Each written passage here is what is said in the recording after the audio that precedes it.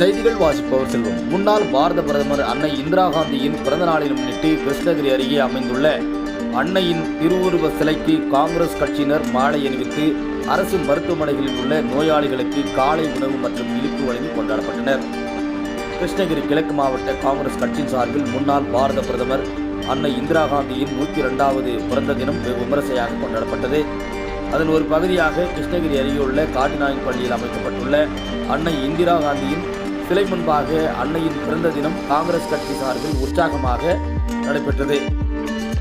இந்த விழாவின் போது முன்னாள்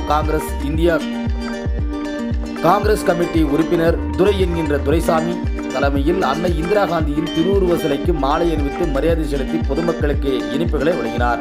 இதனைத் தொடர்ந்து கிழக்கு மாவட்ட காங்கிரஸ் துணைத் தலைவர் மற்றும் திருப்பத்தூர் மாவட்ட பொறுப்பாளருமான PC சேகர் பர்கூர் அரசு மருத்துவமனையில் உலகத்திற்கு ஏற்க எடுத்துரைக்கப்பட்ட திகழ்ந்து இருக்கும் இரும்பு பெண்மணியான அன்னை இந்திரா காந்தியின் திருவுருவ படத்திற்கு மாலை அணிவித்து மரியாதை செலுத்தினர். பின்னர் அன்னை இந்திரா காந்தி மற்றும் கிருஷ்ணகிரி பாராளுமன்ற உறுப்பினர் கோபிநாத் ஆகியோரின் பிறந்த நாளினை முன்னிட்டு அரசு மருத்துவமனைகளில் உள்ள நோயாளிகளுக்கு மற்றும் புறநோயாளிகளுக்கு காலை உணவு மற்றும் இனிப்புகளை வழங்கி சிறப்பித்தனர்.